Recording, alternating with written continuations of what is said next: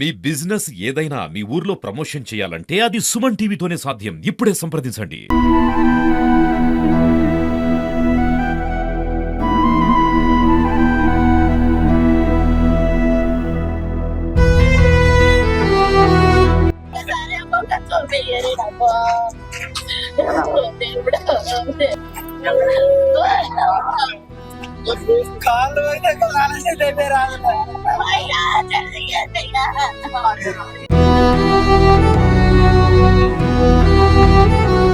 పోచంపల్లి మండలం జలాల్పూర్ చెరువులో పడి మరణించినటువంటి 5 యువకుల మృతదేహాలు భువనగిరి ఏరియా ఆసుపత్రిలో భద్రపరిచారు.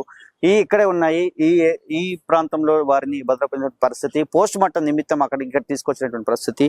5 కుటుంబాలకు సంబంధించి బంధువులందరూ కూడా ఇప్పుడిప్పుడే వస్తున్నారు. వాళ్ళ తల్లిదండ్రులు కూడా. ఈ ప్రాంతం అంతా కూడా రోదనతో ఉన్నటువంటి ప్రాంతం అని చెప్పవచ్చు. ఎందుకంటే యువకులు 5 యువకులు అందరూ కూడా 25 సంవత్సరాల లోపు ఉన్నటువంటి యువకులు ఈ ప్రమాదంలో చనిపోవడం నిజంగా చాలా దిగ్భ్రాంతికి గురి చేస్తని చెప్పవచ్చు. సుమన్ టీవీని కలిసివేసింది. మనం ఇక్కడికి వచ్చాము. నిజంగా ఈ లోపటే వాళ్ళ పోస్ట్ మార్టం నిమిత్తం ఇక్కడ వాళ్ళ శవాలను కూడా ఉన్నటువంటి పరిస్థితి. మరి నిజంగా ఈ వార్త అయితే చాలా దిగ్భ్రాంతి గురి చేసింది. ఈ జిల్లాలో సంచలనం మారిందని చెప్పవచ్చు. ఎందుకంటే ఒకే కారులో 6 ప్రయాణిస్తూ 5 చనిపోవడం అయితే చాలా బాధాకర విషయము. వెనుక సీట్లో ఉన్నటువంటి 4 మృత్యువాత పడము, ముందు సీట్లో కూర్చున్నటువంటి డ్రైవర్ కూడా మృత్యు చెందడం అయితే చాలా బాధాకరము. అంతా కూడా యువకులు. ఎందుకంటే చదువు ఇప్పుడే అయిపోయినటువంటి సందర్భము. అందరూ కూడా జాబులు వెతుకోవాల్సిన పరిస్థితిలో ఉన్నటువంటి పిల్లలని చెప్పవచ్చు. వాళ్ళు ఎల్బీ నగర్ లో బయలుదేరి ఇటు వలిగొండకు వెళ్దామనే సమయంలో ఆ జలాల్పూర్ మూలమల్పు వద్ద ఉన్నటువంటి చెరువులో కారు దూసుకెళ్లడం జరిగింది. ఆ కారు దూసుకెళ్ళినటువంటి ప్రాంతంలో నిజంగా అక్కడ చెరువులో పడగానే వారికి ఓపెన్ కాలేకపోయినాయి. ఆ కిటికీలు, ఆ డోర్ అనేది ఓపెన్ కాలేకపోవడం వల్లనే ఈ ప్రమాదం జరిగిందని చెప్పవచ్చు. వాళ్ళంతా కూడా ఊపిరాడక చనిపోయారని చెప్పవచ్చు. ఒక వ్యక్తి మాత్రం ఆ ముంగట ఇట్లా కారు దూసుకెళ్ళినప్పుడు అద్దం పలిగేదని అందులోకి బయటకు వచ్చాడు. కానీ ఆ సమయంలో అక్కడ రోడ్ నుంచి కూడా ఎవరు పోలేటువంటి పరిస్థితి. ఒక కారు వెళ్ళింది కానీ అతను ఆపలేదని చెప్తున్నారు. తర్వాత ఒక పాల వ్యాపారి వచ్చి అక్కడ వచ్చినప్పుడు ఆయనను తీసుకొని లోపలికి వెళ్ళి వచ్చే వరకే కూడా మొత్తం కూడా వాళ్ళ 5 కూడా చనిపోయినటువంటి పరిస్థితి అని చెప్పవచ్చు. నిజంగా వంశీ కార్ డ్రైవ్ చేస్తున్నాడు. మణికంఠ అనే వ్యక్తి మాత్రం ముందు సీట్లో ఉన్నటువంటి మణికంఠ బయటపడ్డాడు. మిగతా 4 వెనుక సీట్లో ఉన్నారు. మిగతా 4 వంశీ డ్రైవింగ్ చేస్తున్నటువంటి పరిస్థితి. వెనుక 4 ఉన్నటువంటి వాళ్ళు వచ్చేసి విఘ్నేష్, హరి, ఇంకా 2 ఉన్నారు. మొత్తం 5 చనిపోయారు కదా. 4 వెనుక ఉన్నారు. కాబట్టి నిజంగా ఈ వార్త మాత్రం సంచలనం అని చెప్పవచ్చు. నిజంగా అక్కడే ఎన్నో ప్రమాదాలు జరిగినాయని చెప్పి అక్కడ ఉన్నటువంటి గ్రామస్తులు చాలా మంది కూడా అక్కడ ధర్నా చేసినటువంటి పరిస్థితి అని చెప్పవచ్చు. ఎన్నిసార్లు అధికారులకు చెప్పుకున్నా మెరపెట్టుకున్నా కూడా వినలేదు.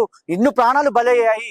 ఎప్పుడో అక్కడ రోలింగ్ అనేది ఏర్పాటు చేస్తే మాత్రం ఈ ప్రాణాలు దక్కేవని చెప్పి వాళ్ళు గ్రామస్తులు అయితే చెప్పినటువంటి పరిస్థితి అని చెప్పవచ్చు. ఎందుకంటే ఎన్నో ప్రమాదాలు అక్కడ జరిగినాయి.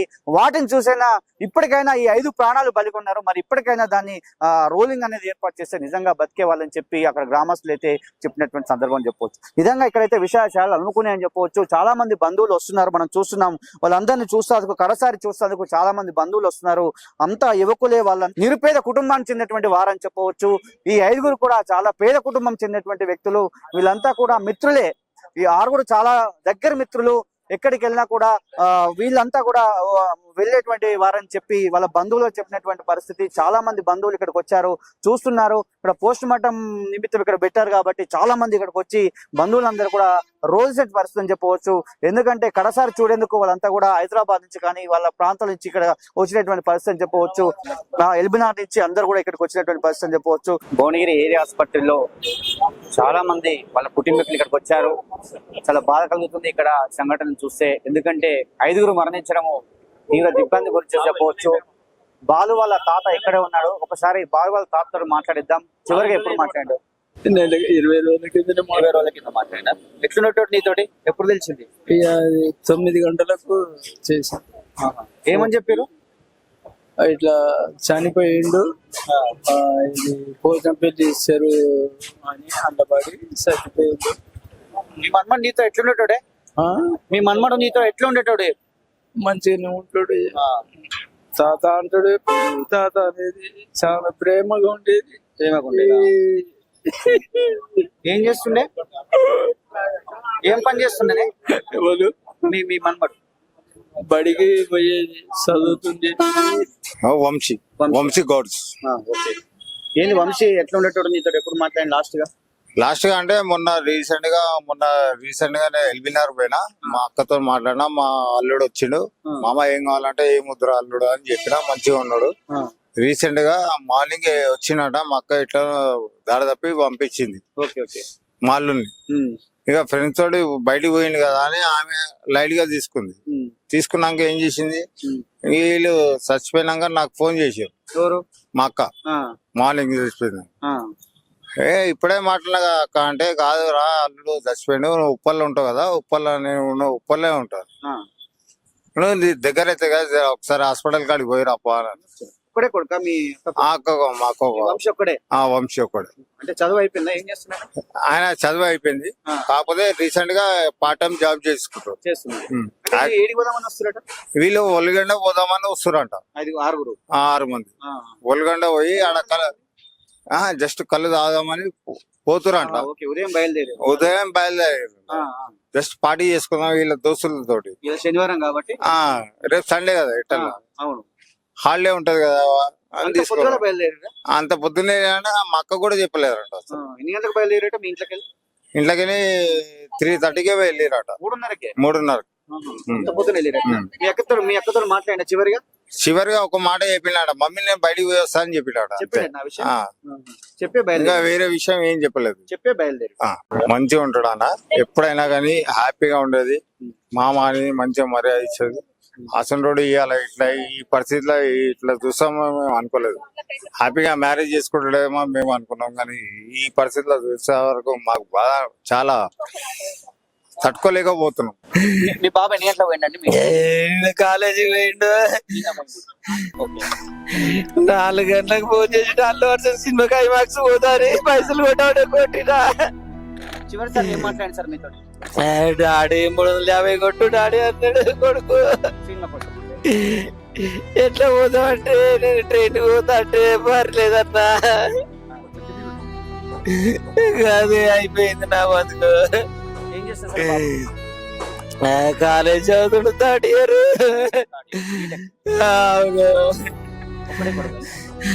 చిన్న కొడుకుడు, పెద్దోడు ఉన్నాడు. ఇక్కడ ఈ వలిగొండ చెప్పలేదు. సినిమా కళ్ళు అర్జున్ పోతున్నా అన్నాడు కొడుకు. మీకు ఎప్పుడు తెలిసింది? 10 గంటలకు ఏమో కాలేజ్ నుంచి ఫోన్ చేశారు. వినేది స్విచ్ ఆఫ్ వస్తుంది, ఎందుకంటే ఏడికి పోయిందంటే నిన్న సినిమా పోతా అన్నాడు పిల్లగాడు. అలసిపోయి పండుకుంటేమో సాటర్డే కాలేజ్ ఒకటా అనుకున్నా నేను. స్విచ్ ఆఫ్ వస్తుందండి, ఇక సరే పండుకుంటే సైలెంట్ లో పెట్టుకుంటే అనుకున్నా నేను.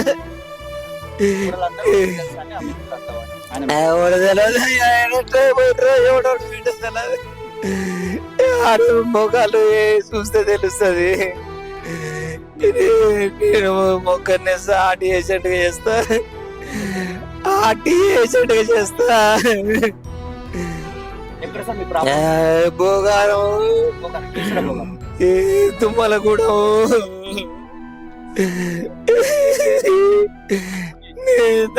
చేయలేదు, 11ంటికి ఫోన్ చేసిన, ఎన్నిసార్లు చేసినా లిఫ్ట్ చేయలేదు.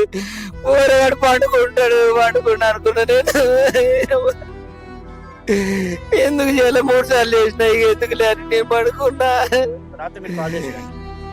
11 మాకు చేసిన లిఫ్ట్ చేయలేదు. పొద్దు నుంచి చేస్తున్నా, స్విచ్ ఆఫ్ వచ్చింది. ఇక హైదరాబాద్ పోదామని పయనమైనము. ఇక అంతే, ఇక పయనమైలోపే ఇది తెలిసింది. టీ న్యూస్ లో వస్తుంది మీ ఓడు అయిపోయాడని. కాలేజీకి వెళ్తాప్పుడే అసలు మేము ఇక్కడ లేనేలేము, మేము ఊరికి వెళ్ళినాము. నిన్న నైట్ 10:30కి కూడా చేస్తే ఫోను ఎత్తలేదు. సినిమాకి వెళ్తుండ అనుకున్నాం అని చెప్పిండు వాళ్ళ డాడీ. కానీ ఇట్లా అవుతుంది అనుకోవాలి. వెళ్తున్నా మమ్మీ అన్నాడు, కాలేజీకి వెళ్తున్నా, బాక్స్ తీసుకొని వెళ్ళిండు అంతే. నిన్న కాదు మొన్న మేము మొన్న మధ్యాహ్నం వెళ్ళినాం ఇంటి దగ్గర నుంచి. ఇట్లా మరి మీకు బయటికి వెళ్తుంటారా మీకు చెప్పకుండా ఎప్పుడన్నా? ఏం వెళ్ళాడు, ఎక్కడికి పోయినా చెప్తాడు. కాకపోతే కోపం వస్తే ఫోన్ ఎత్తాడు అంతే, కానీ ఎక్కడికి వెళ్ళినా చెప్తాడు. ఏడికి పోయినా నైట్ వరకు ఇంట్లో ఉంటాడు. మరి మీరు నిన్న నుంచి ఫోన్ చేయట్లేదు చేస్తే ఒకసారి వాళ్ళ డాడీకి పైసలు కొట్టు సినిమాకి వెళ్తున్నాం అంటే కొట్టిండు, మాట్లాడిండు. సినిమా కూడా చూసిందా? వెళ్తూ సినిమా కానీ మాకు చెప్పిండు, కానీ ఇక్కడికి వచ్చింది తెలియదు అసలు. ఎప్పుడు తెలిసిందమ్మా చనిపోయింది? ఇప్పుడు ఈ రోజు తెలిసింది, ఇంతకు ముందే టీవీలో వస్తుందని న్యూస్, కాలేజ్ వాళ్ళు చెప్తే తెలిసింది. అసలు మేము వేరే దగ్గరికి చనిపోతే అక్కడికి వెళ్ళి అక్కడి నుంచి ఊరికి వెళ్ళాం. ఏం చదువుతున్నామ్మా బాబు? బీటెక్ థర్డ్ ఇయర్ ఇప్పుడు. కాలేజ్ ఎక్కడ? కాలేజ్ నాదర్గుల్ సైడ్ స్ఫూర్తి కాలేజ్. ఏం కాదు, నువ్వేం ఉండాలి.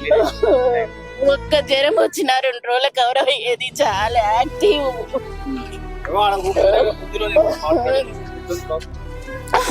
రోజు మాట్లాడుతూనే ఉంటాడు కాలేజ్ గా. ఏం చెప్పలేదు. ఇప్పుడు వీళ్ళందరూ ఫ్రెండ్స్ ఎప్పుడన్నా అందరు కలిసి ఫ్రెండ్స్ తో వెళ్తున్నా అని కూడా చెప్పలే. ఎవరి పెద్దగా తిరగడు బయట, అంతా ఇంట్లోనే ఉంటాడు. సండే వచ్చినా కూడా ఎక్కడికి పోయినా మమ్మ పర్మిషన్ లేని అసలు వెళ్ళాడు. చిన్న బాబు ఇట్లా అవుతుంది అనుకోలేదు దేవుడా.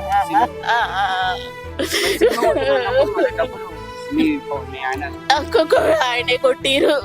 కొడితేనే ఒక్క 1 రూపీ ఏమైంది ఎక్కడ అని కూడా బాగా కనుక్కొని ఇస్తారు. అనవసరంగా రూపాయి కూడా ఎక్స్ట్రా అయ్యారు. అసలు ఇట్లాంటి చెడు అలవాట్లు కూడా లేవు. ఇట్లా అయిపోయి నిజంగా ఈ సంఘటన మాత్రం తీవ్ర దిగ్భ్రాంతి గురి చేస్తుంది. చాలా బాధ కలుగుతుంది. సుమన్ టీవీ కూడా కలిసి వేసింది. మనము చెరువు దగ్గరికి వెళ్ళాము, అక్కడ చూసి అక్కడ చెప్పడం జరిగింది. ఇక్కడికి వచ్చాము, ఈ ప్రాంతంలో కూడా చూసినట్లయితే చాలా మంది బాధపడినటువంటి పరిస్థితి అని చెప్పవచ్చు. ఇది ఇక్కడ ఉన్నటువంటి పరిస్థితి. కెమెరామెన్ అరుణ్ తో శరత్, భువనగిరి.